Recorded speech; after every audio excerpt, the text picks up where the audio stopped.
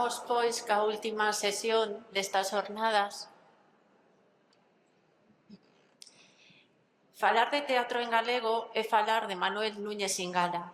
A súa vida profesional leva anos vinculada á nosa lingua. Foi tradutor e escritor de ensaios nos que representa argumentos e estrategias para aproveitar as posibilidades que nos brinda vivir nunha comunidade bilingüe. Na actualidade, é o director do Servizo de Normalización Lingüística da Universidade de Santiago de Compostela. Na súa faceta literaria, destacan as súas obras teatrais que conectan a adolescencia con este xénero. Mesturan humor e situacións inauditas que conseguen, dende as primeiras páxinas, engaiolar a rapazada. O lectorado asistimos a escenas absurdas, como ese suízo da lingua en Comedia bífida que reflicte algunhas situacións que vivimos a diario. Ademais, están protagonizadas por personaxes que fían unha disparatada trama onde a risa está garantida, como eses atracadores zoupous e trapalleiros que teñen que roubar en atranco no banco. Son, pois, lecturas que nos fan pensar e rir ao mesmo tempo.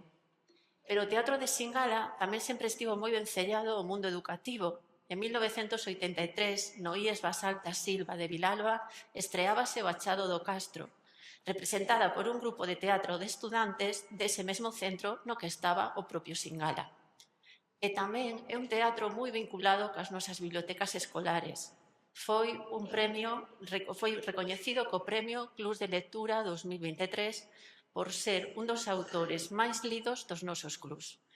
Pechamos con Manuel Núñez Ingala estas xornadas para falar disto, de teatro e da adolescencia, e tamén das súas posibilidades como ferramenta didáctica. Moitas gracias, Manuel, por aceptar a nosa invitación.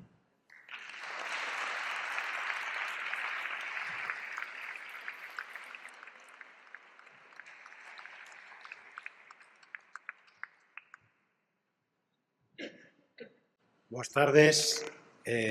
Deixádeme comezar expresándovos o meu agradecemento pola vosa presenza hoxe aquí e tamén pola atención que estou seguro que me ides prestar ao longo destes 40-45 minutos nos que compartirei con vos algunhas reflexións sobre teatro e xuventude.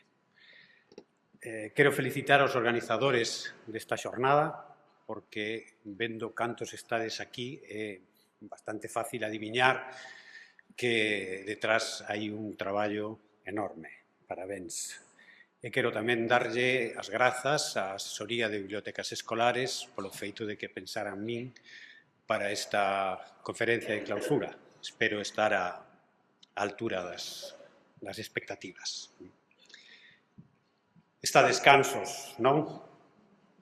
Imagino que sí, levades aquí todo o día falando de cousas serias e importantes. Vese caras de fatiga. Mesmo se ve algunha cara que recorda que se lle pon aos alumnos de segundo da ESO pola tarde. Pensei que o mellor era boa idea empezar intentando cambiar un pouco a cara, non? E para iso, pois, a música é un bo recurso. Vamos a comezar con un pouco de música e con striptease.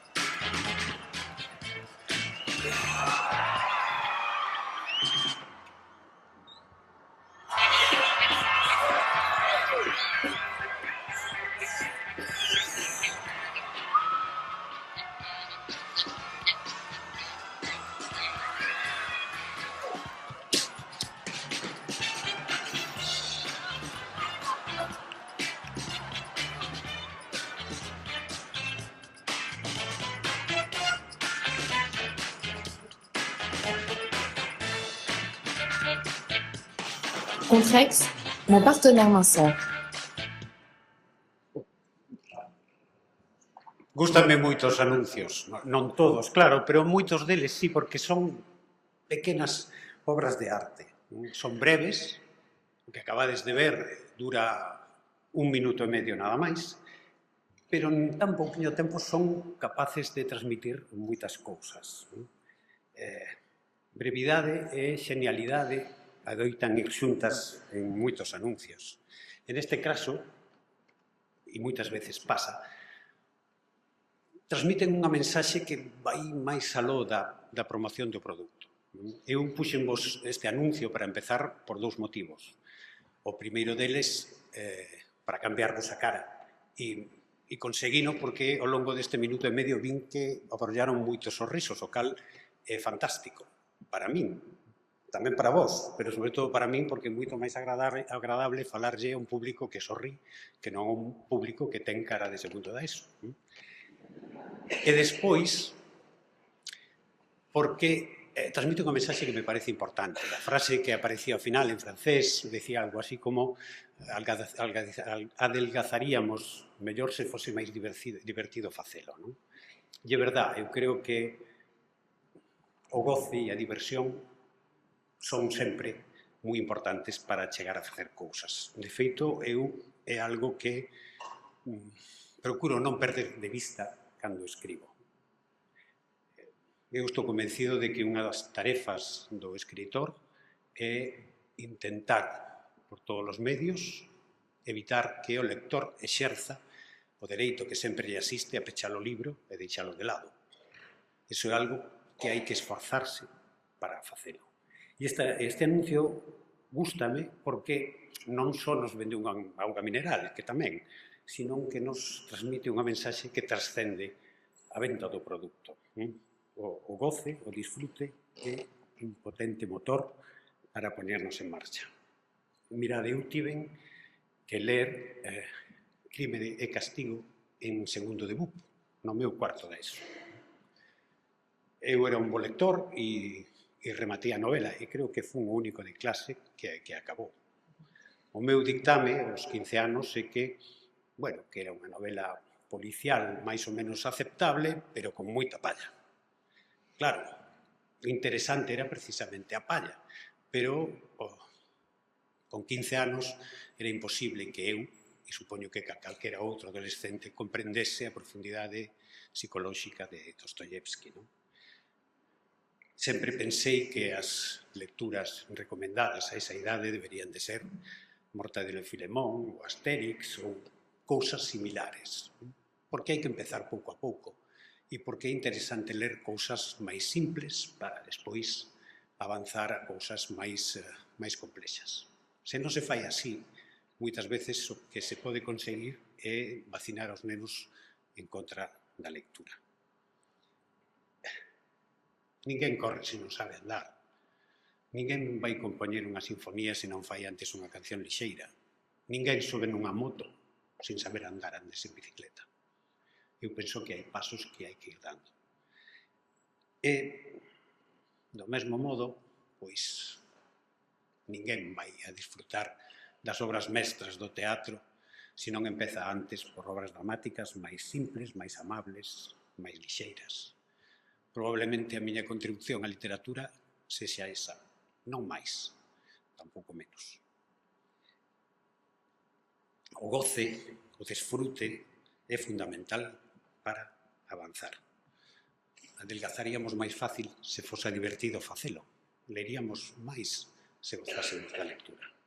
Pero, en fin, os que me encargaron esta charla, a verdad que me deixaron liberdade para falar do que eu quixera, e, de feito, xa me estou indo un pouco polas ramas, pero suxeríronme que me centrase en 3 cousas, que son as que vou facer. Esas 3. Vou intentar falar de por que escribir teatro para a mocidade, sobre a importancia do teatro para os rapaces e tamén sobre a miña experiencia en encontros con lectores. Espero que vos resulte interesante. Empezo entón pola primeira. Por que escribir teatro para a mocidade? Sinceramente, non o sei. Eu non escribo para a mocidade. Se cadra saenme libros que se consideran adecuados para a mocidade, pero aseguro-vos que é sen querer. Eu non teño claro, nin o tiven nunca, cal é o meu referente cando escribo, máis aló de un difuso o público, pero non penso especialmente en rapaces. De feito, esa etiqueta de literatura juvenil contraposta á literatura de adultos é algo que me desconcertou sempre.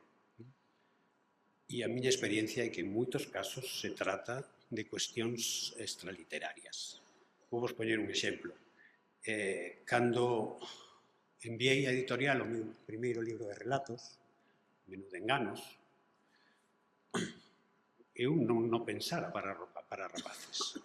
E pensei que en Galaxia o editarían na colección literaria de adultos. Pero dixeronme que non, que encaixaba moito mellor na colección Costa Oeste. E ademais argumentaron algo que para eles era importante. Os libros de adultos teñen unha vida moito máis curta. Os libros para rapaces duran moitos anos máis. Ben, pois saíu aí. 4 anos máis tarde enviei a editorial outro libro moi parecido a este e en certa medida era un pouco a continuación, Instruccións para tomar café, e tamén un conxunto de relatos. Como era moi similar ao anterior, supuxen que o editarían en Costa Oeste. Dixeronme, no, este encaixa mellor en literaria. Ainda hoxe non entendo por qué. Bueno, cando me dixeron eso, supuxen que vendería moitos menos exemplares ou que tería unha vida máis curta. E ao final, Menú de enganos creo que vai na 5ª edición e Instruccións para tomar café na 8ª. O sea que non o entendo. A primeira obra de teatro que eu publiquei, que foi A Chao do Castro, estivo publicada en unha colección de Sotelo Blanco, que era a Biblioteca do Arlequín, que dirixía Pancho Pillado. Non era unha biblioteca juvenil.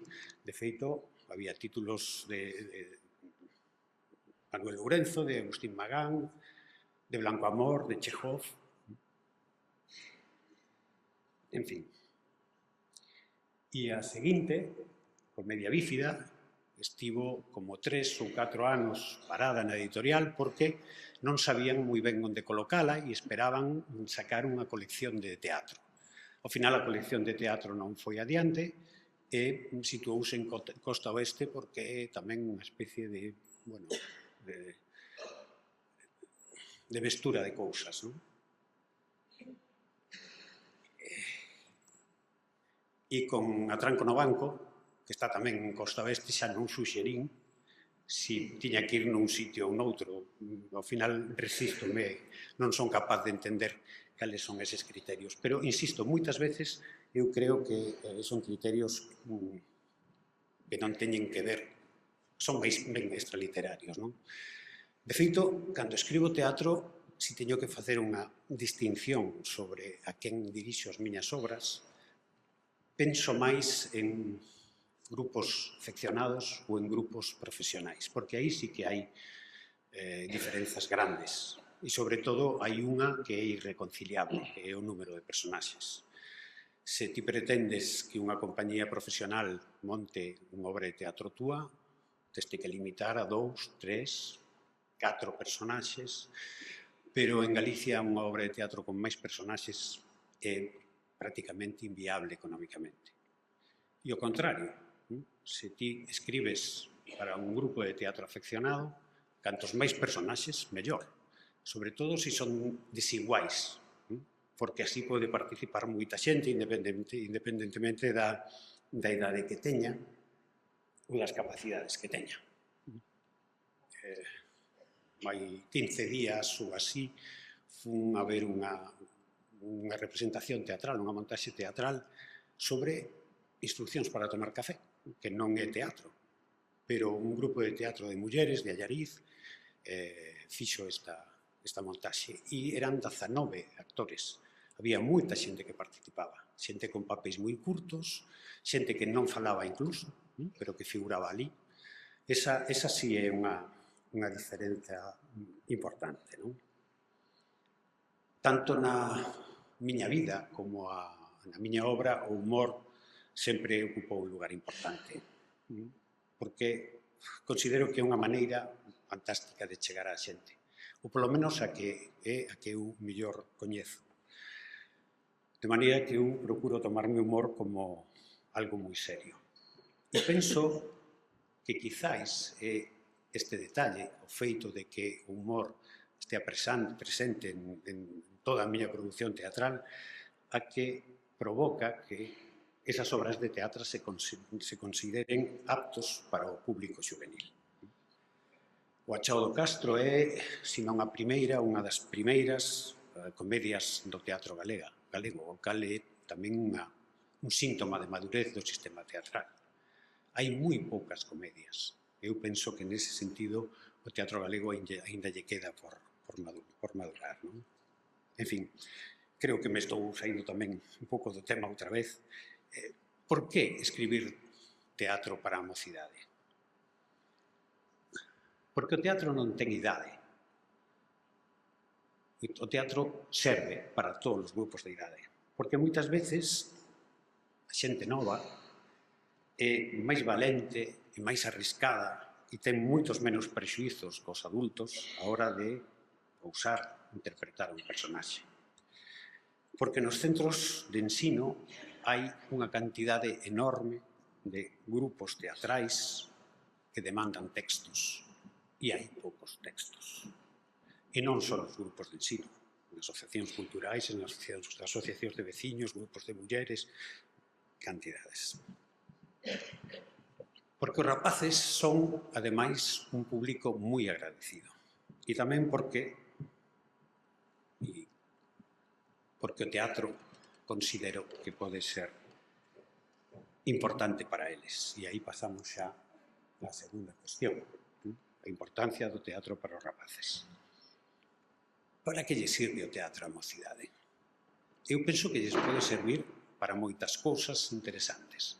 Eu non son especialista nisto, de maneira que vos vou contar un pouco o que me dicta o sentido común. O teatro é, en primeiro lugar, lectura, aínda que non só. Eu, na verdade, non creo necesario insistir aquí no encontro de bibliotecas escolares sobre as vantaxes e virtudes da lectura. É algo que moitas outras persoas fixeron xa moitas veces antes que a min e moito mellor do que eu puidera facelo. O teatro é tamén representación. Constame que en moitos centros escolares vaise un paso máis alá. Non só se lê teatro, sino que se fan o que se chaman lecturas dramatizadas. Cada rapaz lee en voz alta un personaxe. E en moitos casos vanse 2 pasos máis aló e faise unha representación, faise unha montaxe. O teatro é un tipo de literatura que está pensada non tanto para ler como para ver, para se converter nun espectáculo. A lectura dramatizada ou a montaxe dun espectáculo teatral é un acto social, é un esforzo cooperativo, une a xente, obriga a compartir e a socializar, o que nestes tempos de onanismo intelectual propiciado polas redes non deixa de ser un mérito importante. As redes sociais, que como as navallas poden ser unha ferramenta útil ou unha arma perigosa, teñen na adolescencia unha presenza esmagadora e están pensadas, sobre todo, para seren un negocio para aqueles que as posúen. Moi pouco ou case nada positivo achegan as persoas. Eu creo que calquera actividade que contribúa a ofrecer un descanso, unha alternativa a este tipo de perversa distracción omnipresente, debe de ser recibido con aplauso. O teatro tamén é oralidade. Ler en voz alta unha obra de teatro, ou mellor aínda, representar un personaxe nun escenario é para algúns rapaces unha das poucas aproximacións a esta lingua nosa que en determinados lugares, en determinados centros, e cada vez máis, por desgraza, se asimila a un idioma estranxeiro. Calquera estímulo para que a mocidade descubra que conta cunha lingua propia e que se exprese nela, aínda que sexa coas palabras doutro, debe de ser sempre benvido. O teatro é un dos mellores camiños para mellorar a oralidade, para enfrontarse a un público que nos mira. Falar en público é unha actividade que para a maioría das persoas oscila entre provocarlle unha certa tensión ou o terror máis absoluto. É algo para o que normalmente non se nos prepara e para o cal o teatro é unha escola fantástica. Eu imparto moitos cursos de falar en público, de oratoria, para estudiantes na universidade, no bacharelato, para profesores, para asesores de explotacións agrarias, para veterinarios, para funcionarios. Case calquera profesión exixe, nun momento ou outro, este tipo de habilidades de comunicación que nin a escola, nin o instituto, nin tampouco a universidade adoitan proporcionar. Si é verdade que casi todos nós tivemos que facer, en algún momento dado, o que soe chamarse unha exposición, pero nada máis que iso. Esperar que, véndonos obrigados a facer unha exposición, aprendamos a falar en público, é o mesmo que pretender que alguén aprenda a nadar empuxando a unha piscina. Todos sabemos falar cando empezamos no colexio e ese saber falar é precisamente o que provoca a confusión, porque falar non é o mesmo que producir o que técnicamente se denomina discurso oral formal, algo que é moito máis complexo.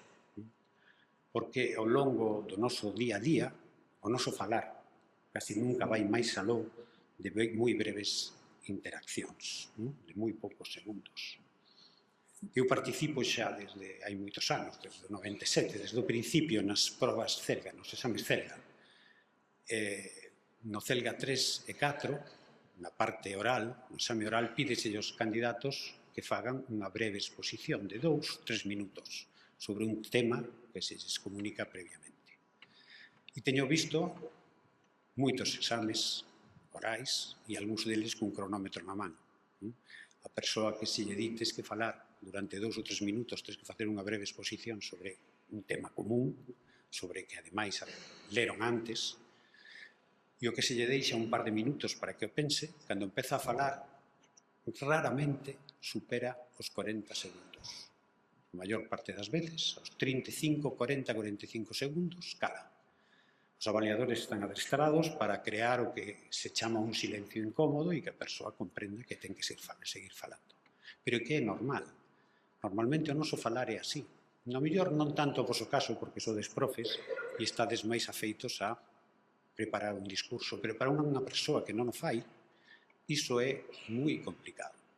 Moi complicado. Elaborar un discurso e expoñelo ante centos de ollos que nos miran, sin perder a calma, é unha habilidade coa que non se nace. Está ao alcance de calquera. Calquera pode aprendelo, pero exixe aprendizaxe. E o teatro pode proporcionar, porque abrangue a comunicación verbal e non verbal, pero sobre todo porque nos familiariza coa exposición ao público, con eses ollos que nos miran e que tanto medo nos provocan. Os que nunca fomos valentes non nos fai valentes, pero ao mellor nos fai comprender que a valentía é a arte de pasar moito medo sen que ninguén se dea conta. O teatro pode servir tamén para descubrir outras intelixencias. Nun sistema de ensino que adoita centrarse moito no talento académico. O teatro é, estou convencido diso, unha boa maneira de descubrir capacidades de rapaces que non destacan noutros eidos. A historia da humanidade, de feito, está chea de xenios que foron moi malos estudantes. Zola, Einstein, Winston Churchill, Pablo Picasso, Edison, Mendel, Stanley Kubrick. Porque moitas veces, cando pensamos en teatro, só o facemos en actores. Pero unha montaxe teatral exixe pintores, para os decorados, xastres para o vestiario, electricistas para a iluminación, diseñadores gráficos para os cartéis, maquilladores, moitas veces músicos, coreógrafos, etc. Sempre rapaces con capacidade de coordinación e de traballo en equipo. Estou seguro de que sabedes o que quere decir. E por último, quería destacar tamén, aínda que non sabería moi ben como definilo, a forza do teatro como espectáculo en vivo. Os rapaces están afeitos a pantallas, a do móvil, a da tablet, a do ordenador, a da televisión, pero creo que non hai que subestimar a potencia dun espectáculo teatral, dunha actuación en directo, aínda que sexa un texto que xa leran e o saiban, porque tamén van a un concerto a escoitar as cancións que xa escoitaron 1000 veces. O teatro, unha representación teatral, é algo que ten lugar en vivo, un grupo, de modo social, nun ambiente que aumenta a potencia da mensaxe. E hai outros beneficios que tamén existen e que a mellor son máis obvios, non?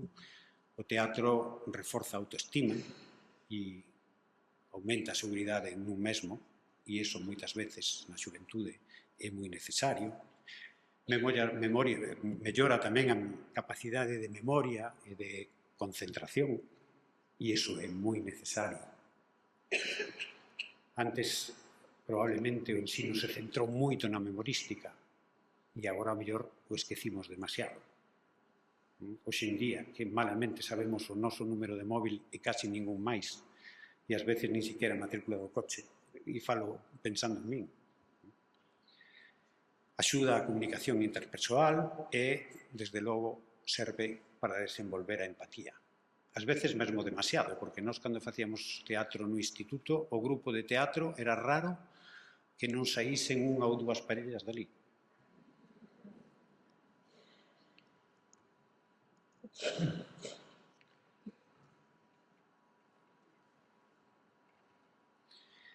Vou falar, e aquí a mellor me estendo un pouquiño máis, porque me parece que pode ser algo que vos interese máis. É a miña experiencia en encontros cos lectores.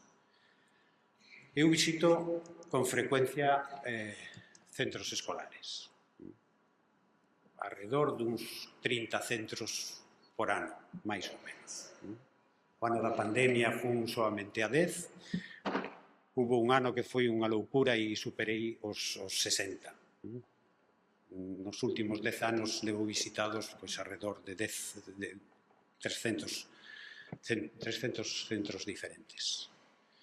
A experiencia é, nun 99,99% dos casos, moi gratificante. E normalmente sodes vos, os organizadores, como profes, ou como dinamizadores da biblioteca ou dos centros escolares, sodes os que convidades os autores. E como tal, tedes o voso punto de vista e estou seguro de que o transmitides ou comunicades aos vosos compañeiros. Eu o que tentarei mostrarvos é a perspectiva distinta, a perspectiva miña ou do autor, o que vai de visita, porque creo que vos pode interesar. Cando me convidan a ir a un centro, é sempre unha alegría. Pensaron en min. Os escritores somos vaidosos todos, normalmente non o dicimos, pero somos. Ao mesmo tempo é tamén unha responsabilidade que adoito tomarme moi en serio. E por último, é tamén unha incógnita sobre como te van a recibir e até que punto vai interesar o que eu teña que decir. E a miña experiencia fíxome reparar nalgúnas pistas, nalgúns indicadores de como irá todo. Hai pistas que se perciben xa antes de ir. Hai pistas positivas, por exemplo. Cando se trata dun club de lectura, é interesante. Por que é positivo que sexa un club de lectura? Bueno, porque van a ser rapaces motivados e que lles gusta ler. Todos absolutamente leron o libro e van escoitar con atención o que eu teño que dicirlles. Moitos deles, ademais de lectores, teñen unha vocación literaria incipiente e moito interese polo tema. E, ademais, asisten de maneira voluntaria. Pista negativa, ou pouco negativa, non é un club de lectura, sino unha clase que tivo que ter o teu libro como lectura obrigatoria. Lectura e obrigatoria non deberían de ir nunca xuntas na mesma frase. Máis datos negativos. O encontro é pola tarde e en primavera. Peor aínda, o encontro ten lugar despois da avaliación e xusto antes das vacacións. Miedito. Trátase dun segundo da ESO. Segundo da ESO é o público máis difícil do mundo. Unha vez que chegas ao centro, segues descubrindo máis pistas. Pista positiva. Na entrada hai un cartel que anuncia a túa charla e no salón de actos ou na aula hai unha mesa cunha botella de auga. Máis pistas positivas. O profesor ou un dos alumnos preséntate ao auditorio.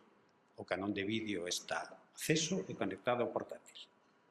Pista negativa. O docente que te leva non sobe ao escenario ou diche, bueno, xa te presentas ti. Ninguén sabe como funciona o canón e este mesmo o que o conectas ao portátil mentras o rebumbio da sala sobe sin que ninguén diga nada. Teño que decir, porque efectivamente así, que as experiencias positivas son con moita diferenza as máis frecuentes e que en 25 anos son unha ocasión para ir a charla os 20 minutos e dixen chao. A inmensa maioría das veces a experiencia, insisto, é gratificante e ten, para min, un gran valor. Por que? Pois porque cando editas un libro e sae por aí adiante a información que recibes de como lle vai é moi escasa. Os amigos comentan, pero son amigos, que van dicir. É difícil obter feedback sincero e directo dos lectores. Si hai información indirecta, das críticas e reseñas nos medios ou na rede, e tamén están as cifras de vendas que ofrece a editorial. Pero nada é tan interesante como os encontros cos lectores. E os rapaces, e sobre todo os de 12 anos, adoitan ser moi sinceros. Ás veces, desarmantemente sinceros para os adultos que estamos afeitos a un certo nivel de hipocrisía. Se non lles gustou, notase. E moitas veces non teñen ningún inconveniente en dicilo directamente. Non me gustou nada. Pero o máis interesante soen ser as preguntas, sobre todo cando son espontáneas. Ás veces é o profesor o que as prepara previamente, os rapaces veñen con un papelillo escrito. Eu agradezo o esforzo, pero prefiro moito mellor que eles pregunten o que queiran, sen o filtro do que o profesor considera correcto. É verdade que dese modo, ás veces, as preguntas son do máis peregrino, pero tamén son máis interesantes e máis espontáneas.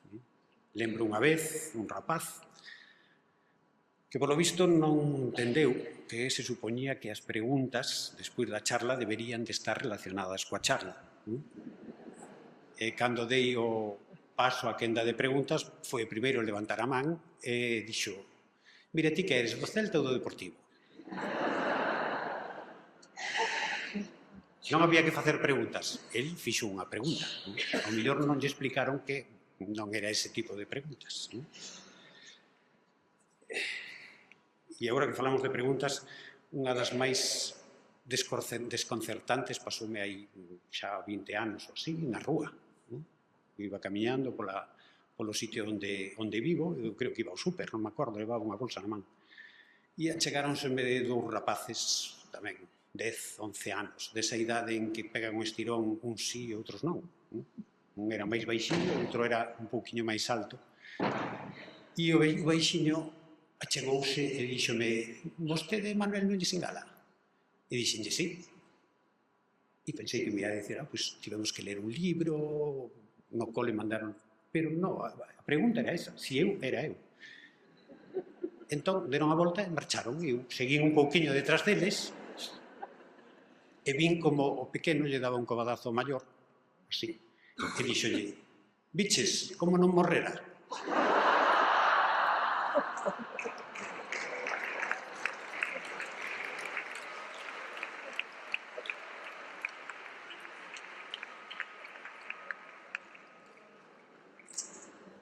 O que tamén nos informa un pouco do imaginario do escritor para os rapaces, non? Somos moitas veces cadáveres exquisitos, non? Para moitos deles son alguén que é moi maior, que ten moitos anos. Bueno, no meu caso xa empeza a ser certo tamén, pero bueno, en fin. Hai preguntas que se repiten sempre. Un dos clásicos é en que te inspiraches para escribir este libro, e tamén é moi común outra, supoño que inspirada nas series de televisión, non? Vas facer unha segunda parte. Digo das series porque hai algúns rapaces que preguntan se vou facer unha segunda temporada. Moitos queren saber canto ganas cos libros. E unha inmensa maioría pensa que os escritores somos todos ricos. Lembro unha dun CPI con gran presenza xitana. Un dos nenos preguntou: "Ai, válgame, de onde vienes?" E eu dixenlle: "Veño de Santiago", estábamos como 80 ou 90 kilómetros. E el dixo: "E en que vinistes? En tu Maserati?" O sea que as preguntas máis interesantes son as que che permiten entrever o que lles parece o libro, se lles gustou ou non realmente, que os sorprendeu, que os desgustou. Ás veces intento que o encontro teña lugar só a través de preguntas e respostas. Para que isto funcione, hai no que facer ao principio. Se eu lles solto unha chapa ao primeiro, despois eles non se arrancan a falar. Pero se o fago ao revés, se empezo coas preguntas, hai veces que non. Sempre levo un discurso preparado por se acaso ou por se toca un segundo da ESO. Mais aló das coñas de segundo da ESO, encántanme os segundos da ESO, polo que teñen de desafío. Eles son así, están nesa idade, pero, bueno, tamén hai que saber gañalos, non? Se consegues que pregunten e que empecen as preguntas, hai veces que ahora, os 50 minutos da clase, non nos chega nada. Arrancan a preguntas e preguntan. É verdade que preguntan, ás veces, pues, bueno, cousas que son pouco políticamente correctos, pero son rapaces que queren saber, non? Eles teñen dereito a preguntar o que queiran e eu a contestar o que me dé a gana, pero son moi interesantes. A verdade é que ese tipo de encontros, ao final, deixan moi bo sabor de boca e é unha experiencia maravillosa. E ás veces, pero non sempre, descobres a un rapaz que atende con todos os sentidos, que non pestanexa, que te mira con ollos afebrados, que presta unha atención incansable a todo o que dis. Moitas veces ese rapaz despois non fai preguntas, porque a mellor a timidez yo impide. Pero ti sabes que se trata dun lletraferit, dun gran lector, de probablemente un escritor en potencia. Se ao final fai unha pregunta, soe ser que hai que facer para ser escritor. E ás veces é posible corroborar ao final, noutro acto que non sempre ten lugar, pero que supón un contacto máis íntimo co lector, xa que é individual, asinatura de exemplares. Teño asinado moitos libros e sempre me sorprende a importancia que os rapaces lle dan a asinatura. De aí que, cando non lembren traer o libro, busquen asinatura noutros soportes. Teño asinado moitas follas de libreta, tickets de supermercado, cromos de futbolistas, escayolas, brazos, pernas, mans, hombros. Algúns pensan que un libro asinado polo autor pode chegar a venderse por un prezo desorbitado. E as editoras son tamén moi fans das sinaturas de exemplares, pero por outro motivo. Saben que un libro asinado polo autor normalmente non se vende en Wallapop. Procuro reservarlle un pouco de tempo e, cando podo, falar un pouquiño con todos.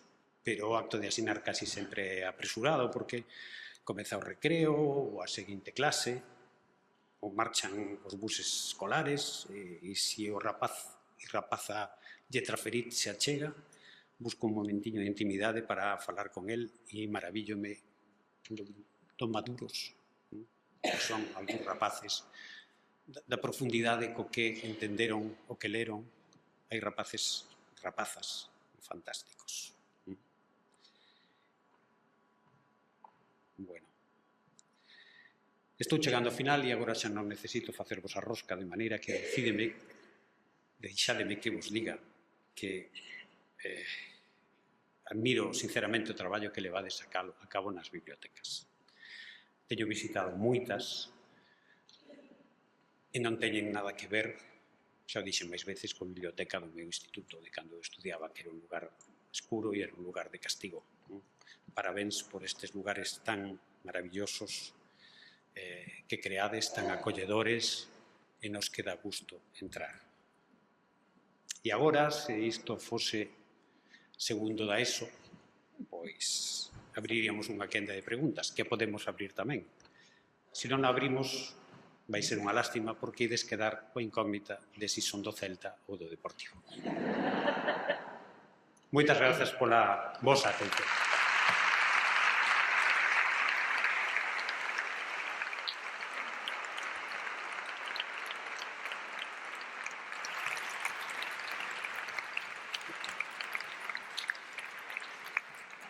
Antes de marchar, temos uns minutiños para facer preguntas, se alguén quere.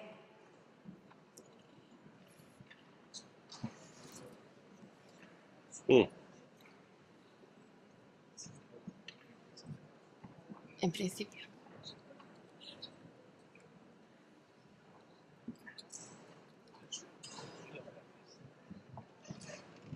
Hai algunha pregunta? Creo que anotamos todos e todas para a próxima visita de Singala o que temos que facer e non debemos facer.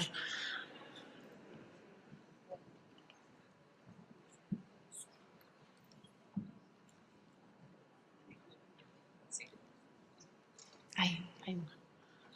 Eu quería saber se as túas obras son indicadas tamén para primaria. Estaba vendo no móvil e non me contestabas a pregunta para saber se é adaptable tamén aos nenos de primaria. Sí que vin cada sopa de engano, sí, que poñía 10 ou máis, pero a outra non me queda, o de, por exemplo, a comedia bífida non me queda moi claro, entón quería saber se se podía ler nos últimos cursos de primaria ou non, ou era demasiado. Coa Chao do Castro si teño ido a centros de primaria. Normalmente vou a secundaria. Insisto, esas etiquetas son... Eu resisto a dicircho. O que che recomendaría é que o leras e que decidiras ti se encaixa para os teus alumnos, porque os alumnos son tamén moi distintos dun sitio a outro. As etiquetas dese tipo, insisto, non me acaban de convencer. O ideal é que a leas. Eu envíocho, regalocho o libro, ti decides se che parece adecuado ou non para os rapaces que ti tes. Vale, grazas. Algunha pregunta máis? Creo que estamos cansos e cansas.